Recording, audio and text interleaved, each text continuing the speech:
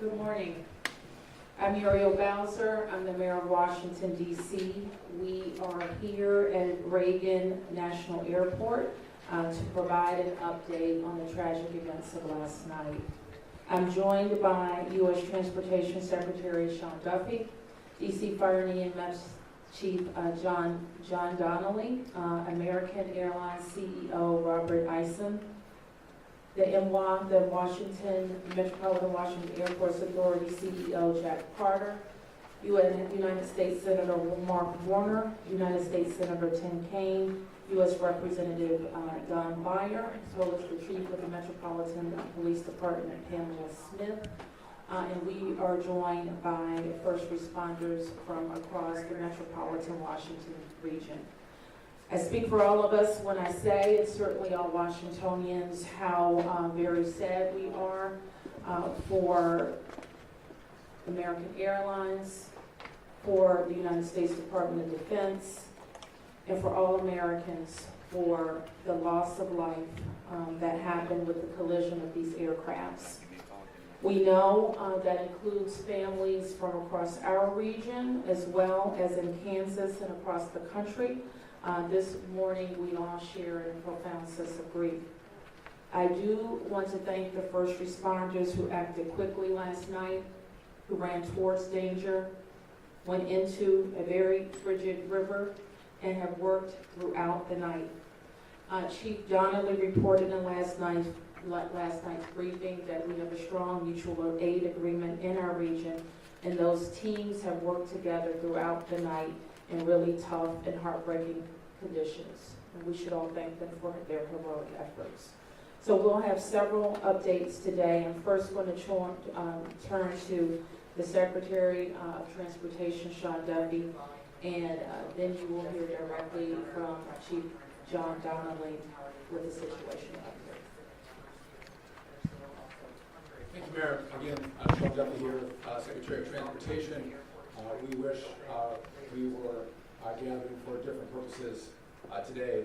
Just want to let you know that the Department of Transportation, the FAA, along with the White House, President Trump, local, state, and federal partners, all working together on this incident in unison. I couldn't be prouder of this team that's been assembled, working tirelessly. Mayor, I want to thank you specifically for your work. A few details I'd like to give all of you. And some of you reported this, but last night, if you live in the D.C. area, you would know that this was a clear night last night. The helicopter was in a standard pattern.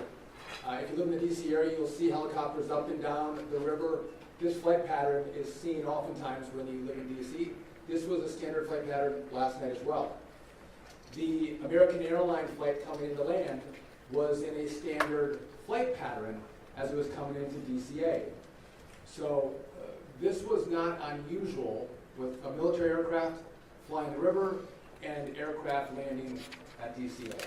And again, if you live in the area, you'll see that frequently with those two aircraft working together. As many of you reported, we have located the two aircrafts. The fuselage of the American Airline plane was inverted. It's been located in 3 different sections. It's in about waist-deep water, so that recovery is going to go on today. As that recovery takes place of the fuselage of the aircraft, NTSB is going to start to analyze that aircraft, partner with the FAA with all the information we have to get the best results possible for the American people. I would just say that safety is our expectation. Everyone who flies in American skies expects that we fly safely, that when you depart an airport, you get to your destination. That didn't happen last night. And I know that President Trump, his administration, the FAA, the DOT, we will not rest until we have answers for the families and for the flying public. You should be assured that when you fly, you're safe. Thank you.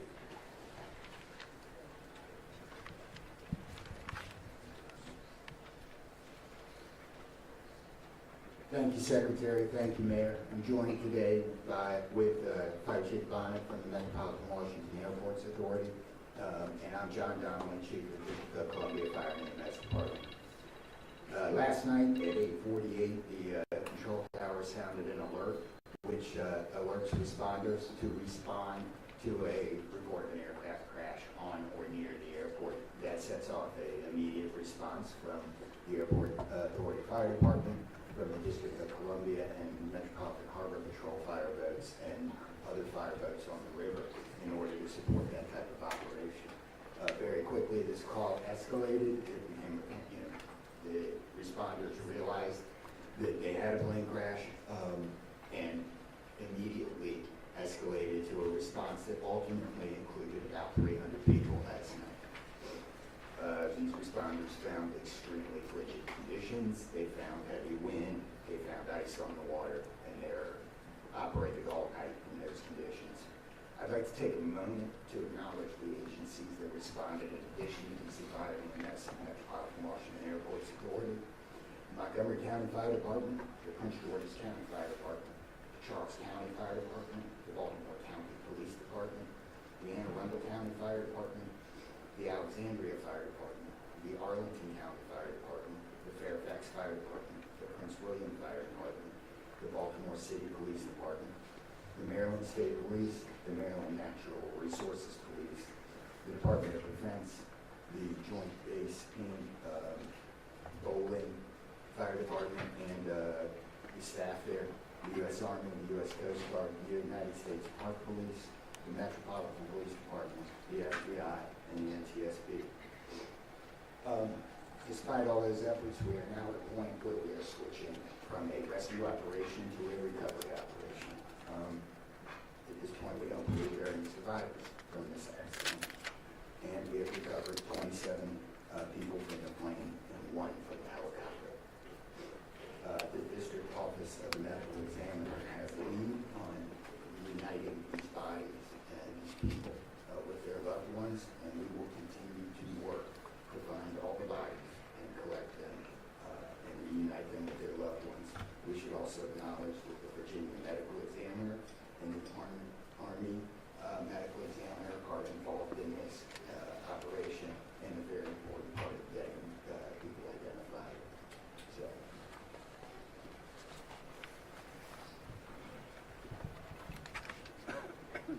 Our hearts are certainly with all of the crew in American Airlines, and we'll hear from CEO Eisen.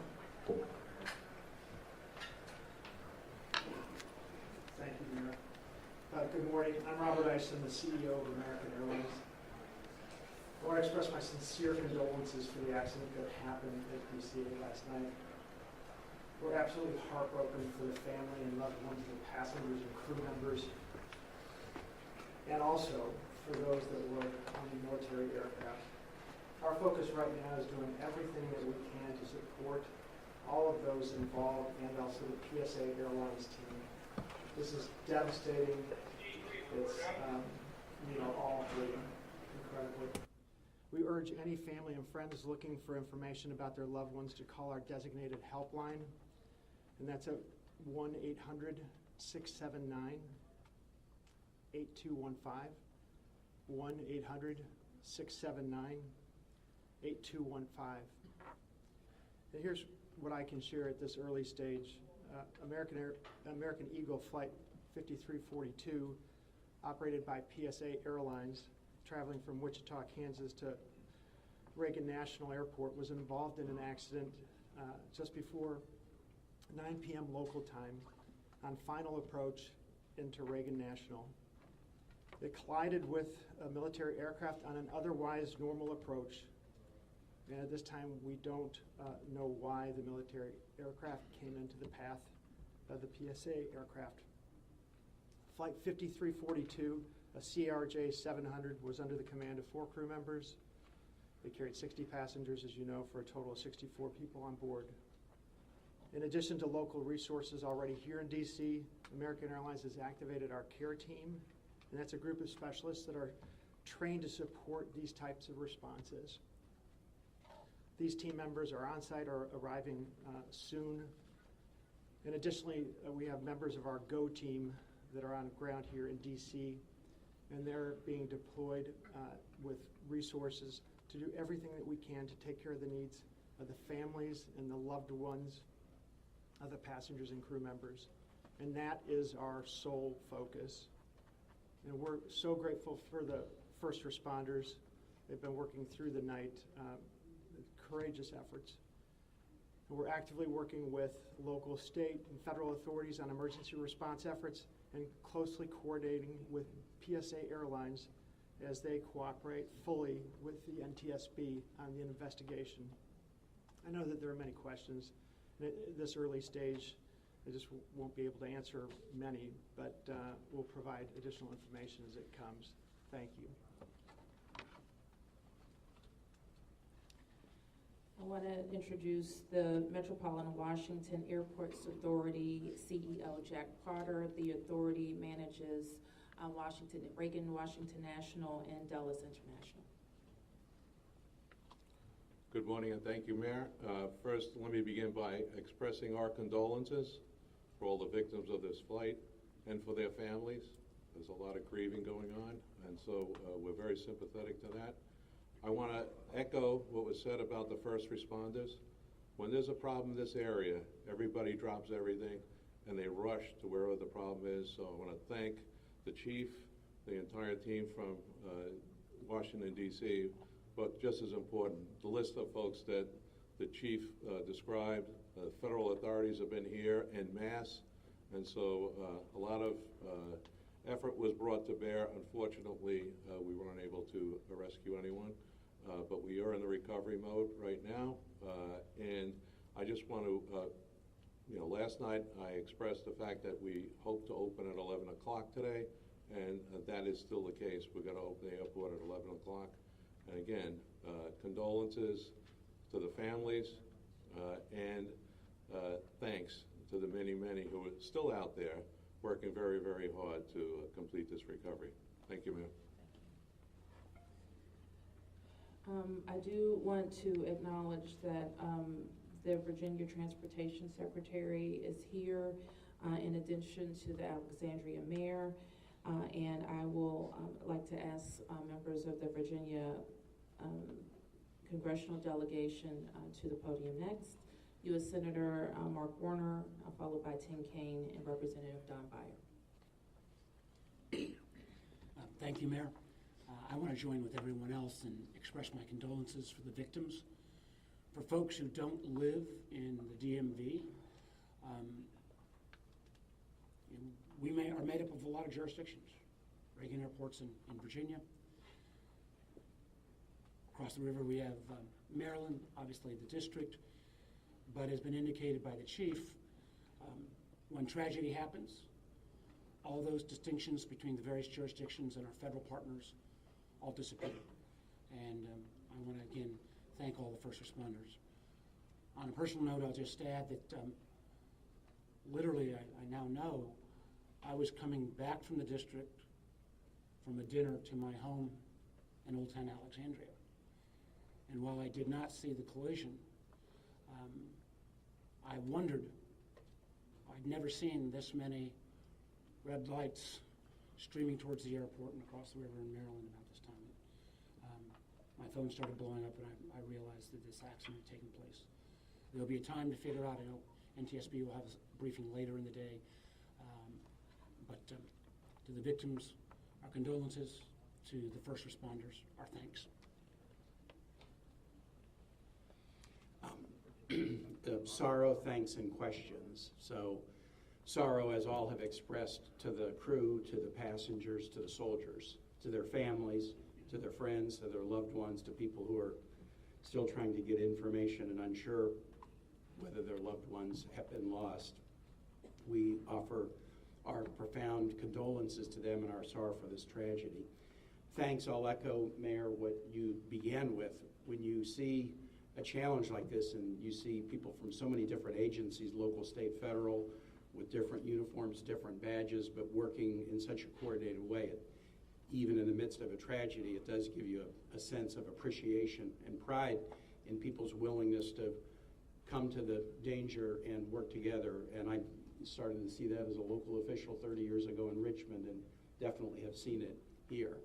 And then finally, questions. There are going to be a lot of questions, obviously, a lot of questions. And that's what the NTSB's job is to be an independent investigator of incidents like this. And they are here. We were in dialogue with them earlier today. They've been here since they got the alert, and they will be doing the work and playing lead in answering the many questions that we have. And that's as it should be. It's not a time to speculate. It's a time to investigate and get answers to the questions we need, and I have confidence that will be done. Thank you. Following up on the Senator, I think grief, thanks, and service, with millions and millions of Americans traveling every year, we are all grieving, knowing that it could have been our loved ones, it could have been us, and our hearts go out to all those who have lost folks. In a most partisan place, also, I'm really thankful that Democrats and Republicans, people from all over, have come together to try to make sure that people are served.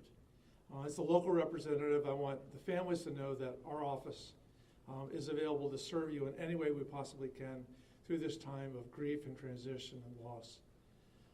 And then also just note that we're deeply grateful for the people who risked their lives last night on a moment's notice and spent the whole night on the river in the ice and the wind, serving us.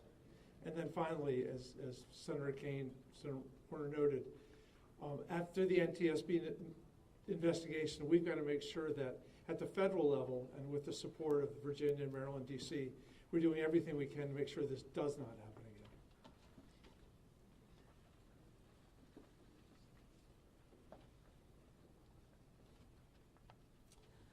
So with that, it's been said already that the National Transportation Safety Board becomes the lead agency in the investigation.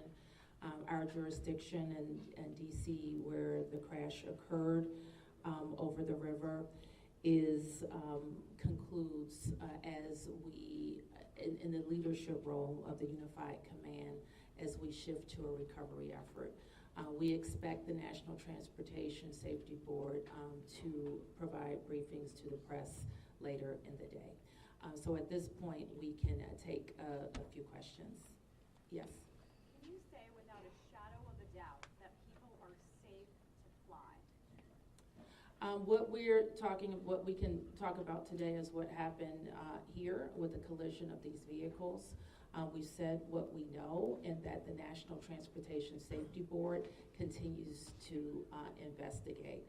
I don't know that any of us have been briefed on anything that would suggest any other aircraft are implicated.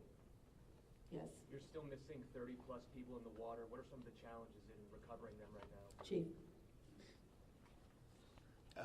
So the rescue operation, or the recovery operation, goes on. It's a lot of touch and feel in the different parts of the plane or in the helicopter, and the crash area is a little spread out, so we've got some work to do.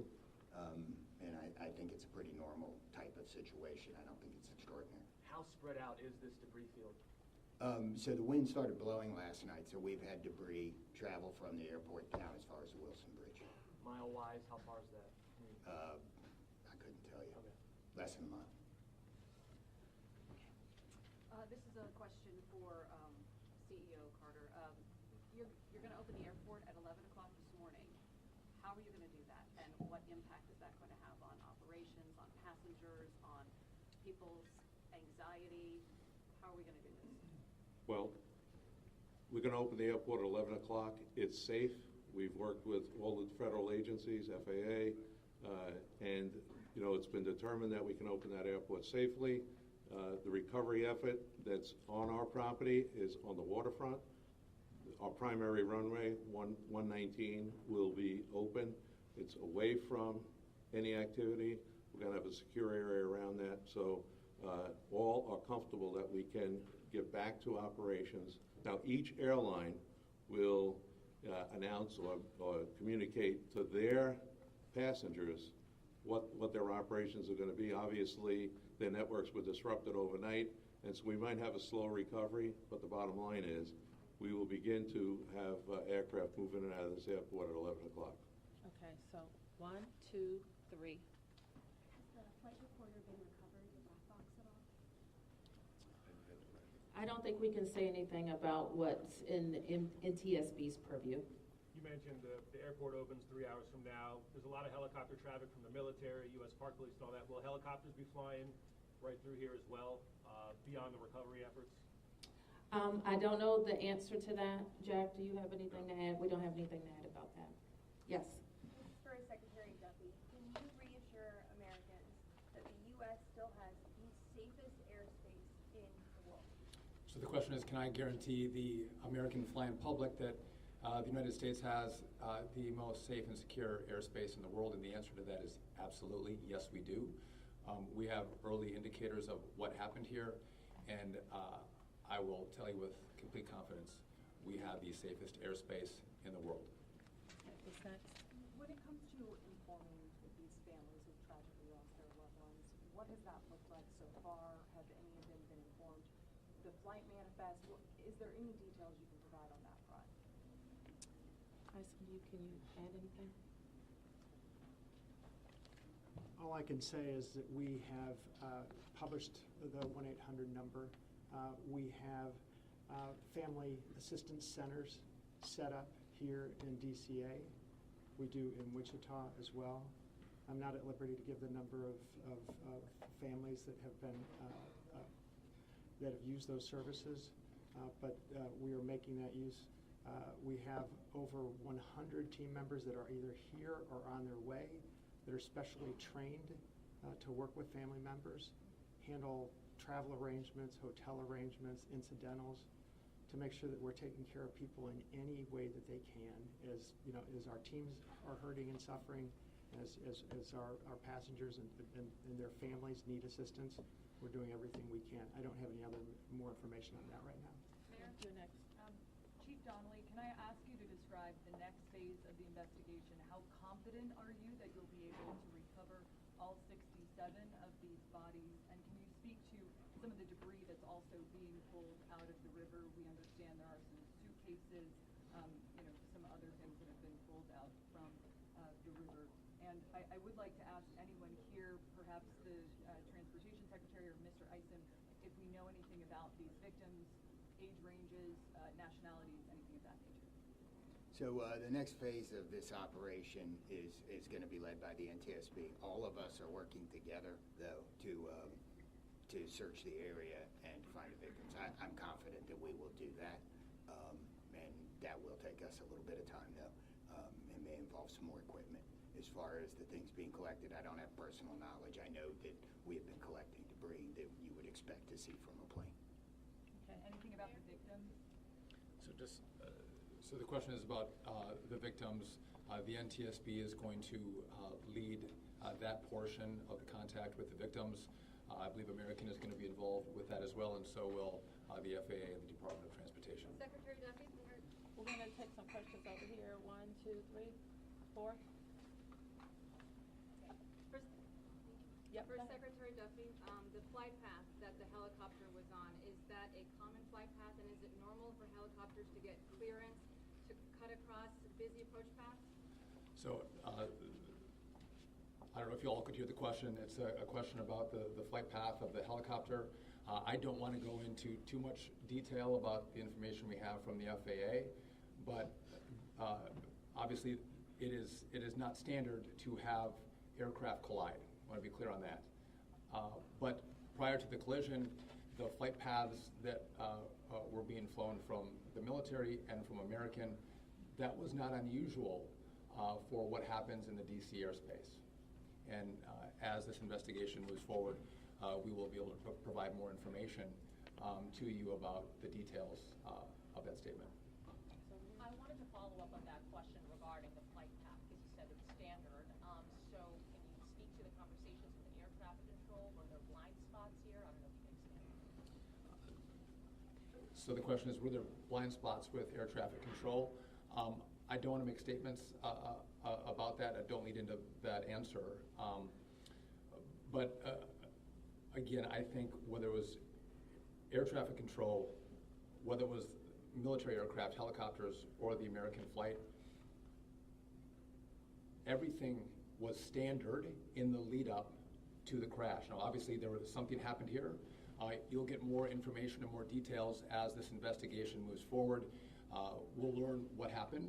But again, those who live in the DC area, we see military helicopters fly up and down the river. It's a standard path that they fly. They're used to aircraft landing at DCA, and there's a procedure in place because this happens every day. Something went wrong here. I look forward to the time and point when we can give you that information, but I don't want to comment on that right now. Okay, next. Senator Payne, Senator Warner, you all have been, very vocal about your concerns about busy runways here, air traffic. I know it's still early in the investigation. I'm just curious any steps that you all plan to take to address that.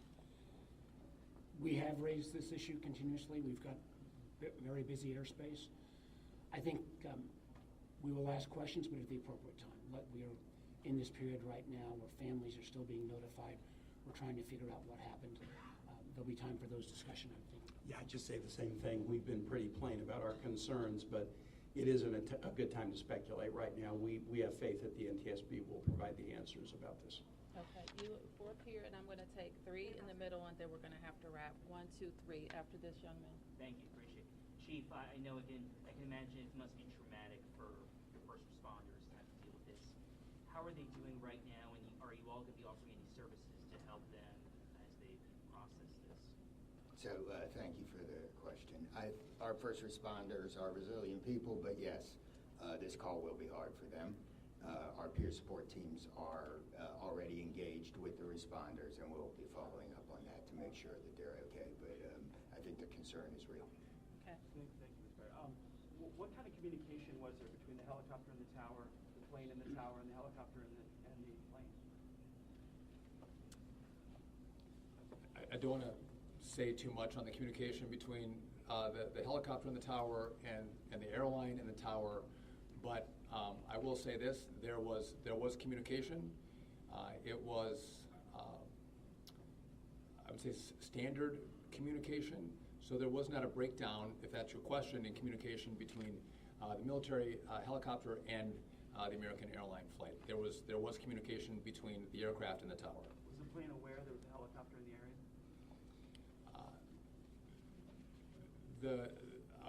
I would say the helicopter was aware that there was a plane in the area.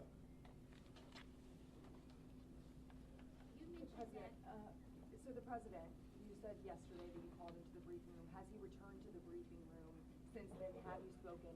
Also a question about the National Security Advisor, Mike Waltz. He's saying that there was 30 bodies that have been recovered. He just said that at the White House. Curious, I know you're in this presser right now, so that's hard for you to update, but I do have the question on POTUS in the briefing room. I can do the body question first. So in terms of body recovery, as we recover bodies, we have a process, and we're not counting any bodies until they're in the possession of the medical director. So there may be some fluctuating in numbers that other people would report, but our numbers from the medical examiner.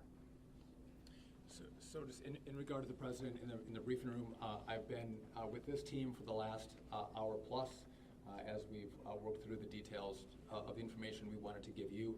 But it is my understanding that either this morning he was going to be in the Situation Room, or the Situation Room is obviously briefing the president. He has been kept in full appraisal of what is taking place. Okay, last two, you and you ma'am, first. You mentioned that the aircraft were on a standard flight pattern. Just curious, when the airport opens at 11 today, will planes be on that flight pattern again, or are they being directed to fly a different way to land? Jack, do you want to? Okay. Well, I mean, safety is paramount, and I don't have that information quite yet from the FAA, so I don't want to provide an information I don't want to provide an answer or inaccurate information on what routes will be flown out of DCA. Okay, last one. 2 questions really quickly. What do you know about the experience and history of the pilots of both the American Airlines plane and the Army Black Hawk helicopter?